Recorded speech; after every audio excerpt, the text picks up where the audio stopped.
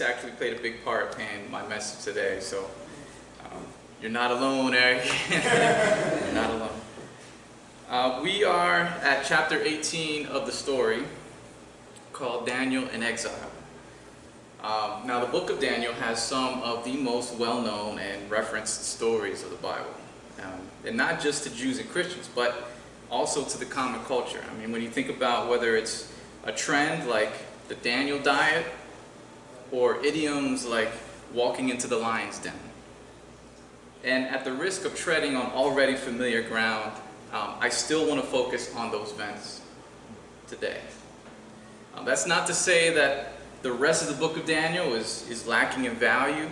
No, not at all. The book is filled with fascinating characters, dreams, visions that really do need to be deeply examined and discussed.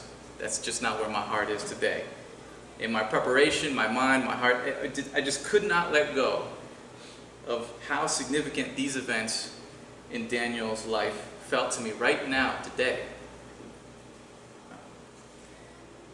In the grand scope of the story, Daniel and his friends do something crucial in how they become a sort of, the way I see it, of a prototype for a new way of devotion.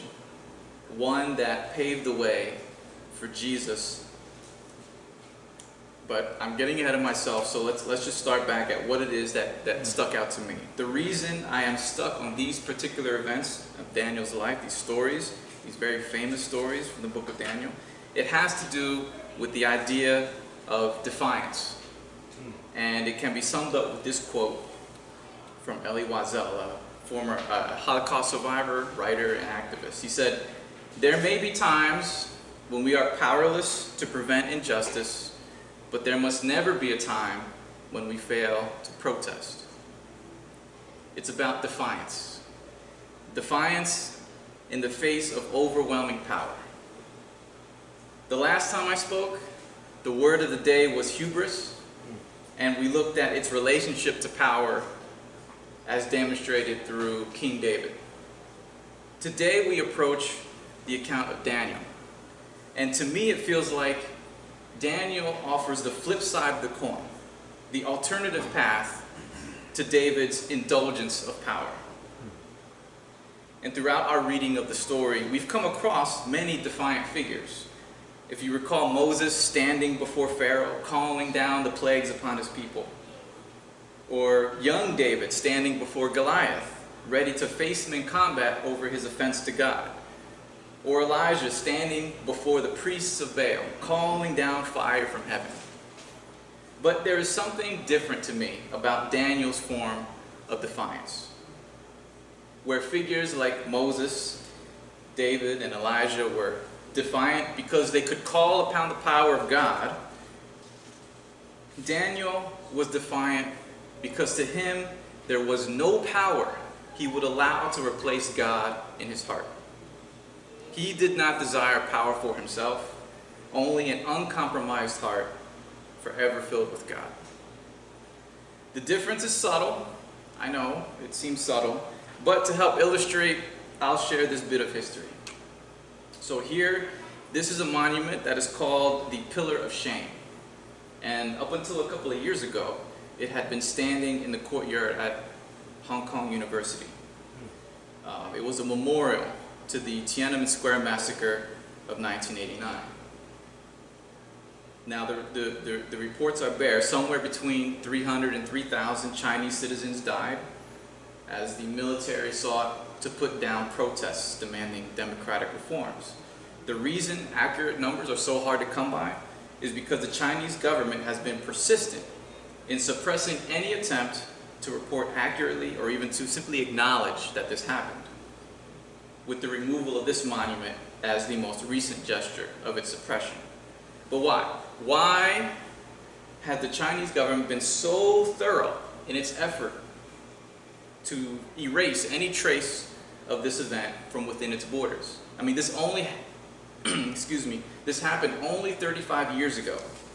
But most citizens inside China today have no idea that this ever happened. And I think a large part of it has to do with this moment during those protests. A man, one man, standing in front of a column of tanks, blocking their path after they had reclaimed the square. A simple act of defiance. He had no army behind him. He was not carrying a weapon. He was completely hanging out there all on his own, unprotected, vulnerable, and yet there he stood, defiant.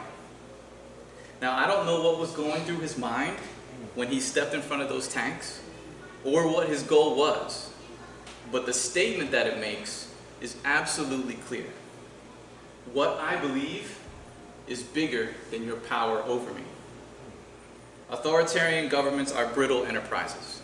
Their strength relies on their ability to control the people, and their ability to control is dependent upon the people's fear. So, too many cracks to that facade and the illusion crumbles. So what they do is they suppress knowledge. Knowledge that threatens to inspire defiance. And it's that attitude, what I believe is bigger than your power over me, that stands out to me in Daniel's story. And it stands out to me as a new idea compared to what we've read so far. The other biblical figures that I've mentioned earlier, they seem to carry this attitude that the power I have is greater than yours. And while it's also an expression of faith, the Bible does also show that that attitude has its limitations. So let's look closely at Daniel and his friends, their acts of defiance, to see if we can draw out what makes them so special. So we'll start from the beginning.